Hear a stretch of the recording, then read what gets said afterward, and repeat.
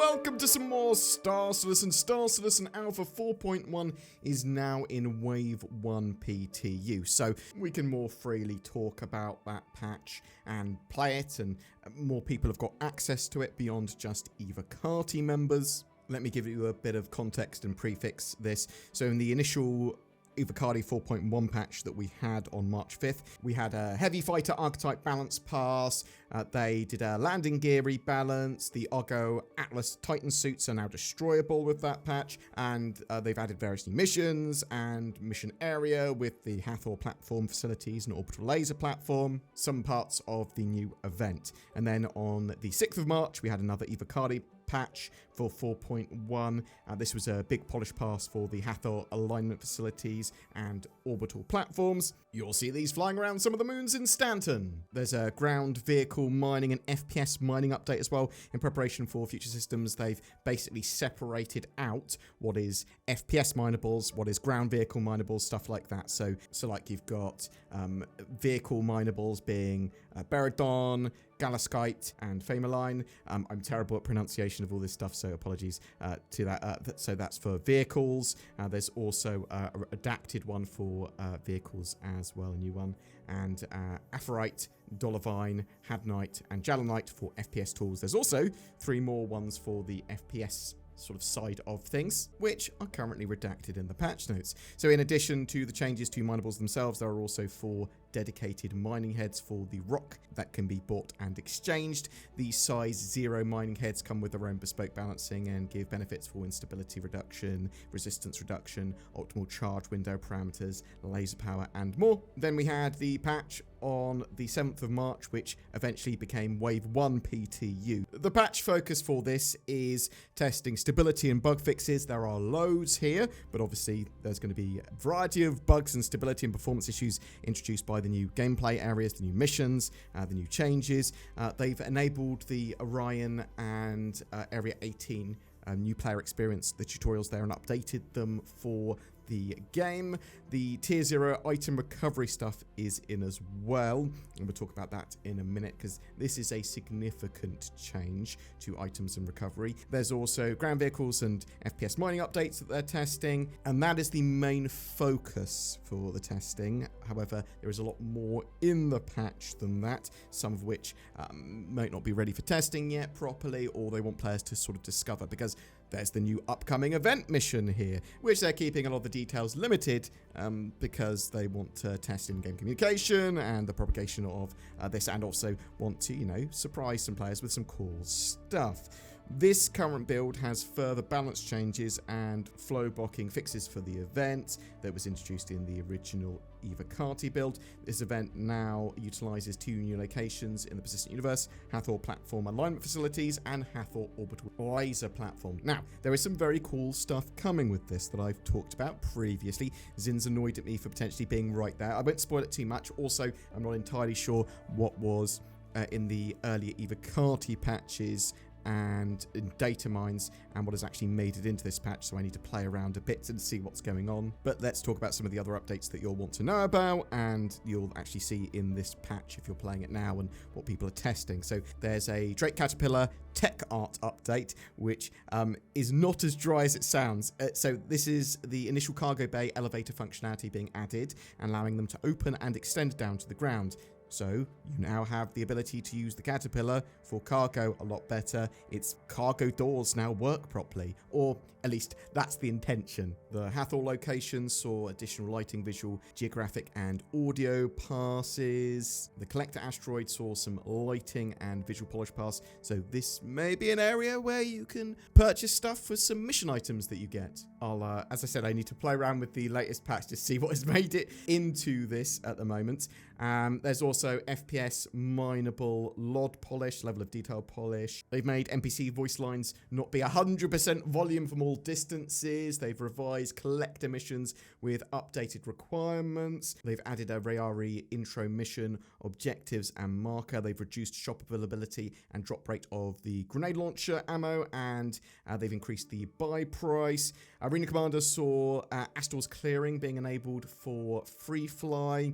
Let's talk about item recovery tier 0. So a long-awaited system that gives players more control over their gear after death has been added this tier 0 initial implementation of item recovery will have players respawn with their exact gear that they had equipped at time of death, minus stored items in their backpack and pockets. So basically items to hand, your FPS weapons, your armor, your tools that were on you. So yeah, you respawn with your entire loadout, including mags, weapons, med pens, but not your inventory in your backpacks or pockets. This also works for spawning at a med bed on ship and back at landing zones. Your weapon and armor is then fused to your previous body. This will tell players that they can't loot that equipment that was actually in your hands effectively or on your body, but they can still, as I said, loot your container, your backpack. So your held weapon is moved to an available holster, basically to be fused with the body. Ammo, med pens, grenades, etc., along with anything in your backpack would be lootable by you or other players, though. I think this is going to cause a lot of friction in the community from PvPers, but also people that are looting zones, looking for some of this cool stuff, and then just immediately putting it in their hands, and then they don't care if they then go down with it. This said, it is a tier 0 implementation.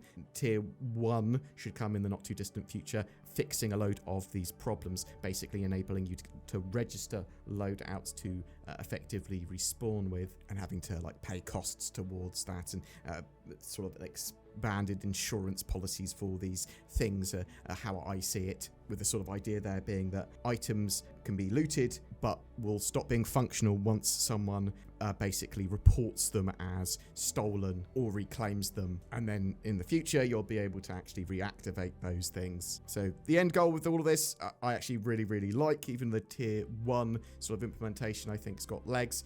Tier 0 at the moment, I see the reason for it. You're able to get back into the game a lot quicker. People aren't going to be worried so much about the equipment they bring out with them. Fine for an alpha, but I do think that a lot of people that wanted to be able to fully loot everyone at the moment is going to be a little upset. Just give it a little time, and once you've actually had some hands-on experience with it, give some feedback about it. There are some stuff that's not ready for testing or feedback though.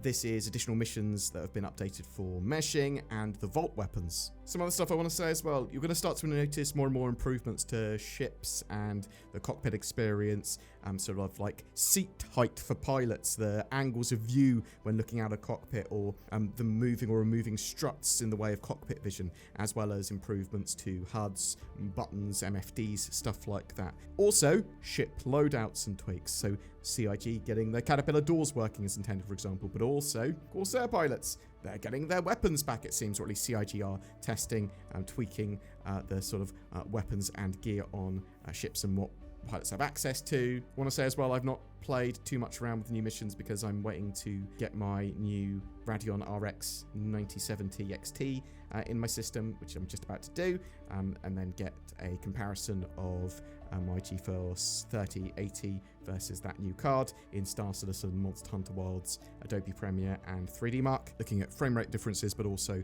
where I'm now bottlenecked, because currently, just seeing that I'm GPU bottlenecked after I got my new CPU, which is a 7950X3D. Previous to that, I'd been CPU bottlenecked, and it looks to me like AMD have actually got Star Citizen in mind when making their drivers for their cards and the hardware for these cards. So yeah, we're going to see that. I'll be talking about it during the week. I went a little bit off track there. I do apologize. Some known issues with the patch. So a load of the stuff that's still plaguing 4.0.2 is there, but CIG are trying to iron it out. This is like PvP missions sometimes not working, and comm array missions disappearing, party members not appearing on the star map or area map, sort of asteroids encroaching in the jump tunnels. Players were saying that it was a 5% death fee in this patch as well, which does not appear to be the case. So basically, upon becoming incapacitated, there is a UI thing showing a fee and tax percentage, which is not meant for tier 0 item recovery and sort of death of a spaceman stuff at the moment. So it's only a visual. It doesn't actually take you out of PvC. We also said in this build you might want to avoid new babbage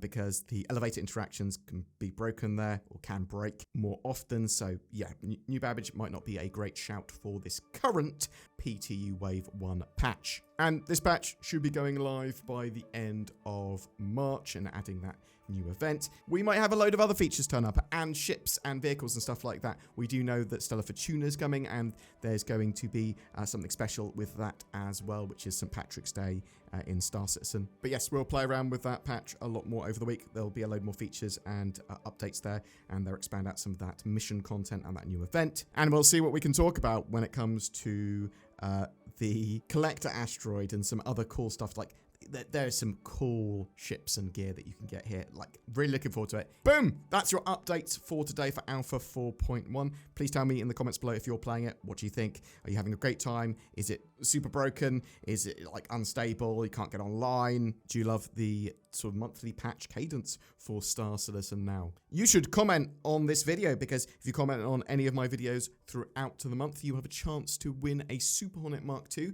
with Heartseeker kit and a Star Citizen game package, as well as lifetime insurance on that ship.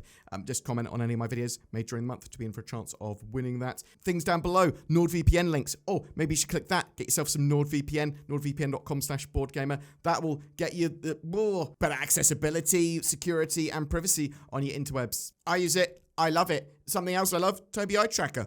Natively supported head and eye tracking in Star Citizen. Works with a load of other games as well. Links below. Also, if you want to further support the channel, you can click the join button. You can become a patron. But generally, liking, sharing, subscribing, all that good stuff helps loads. Thanks very much for watching, and I'll see you in the verse.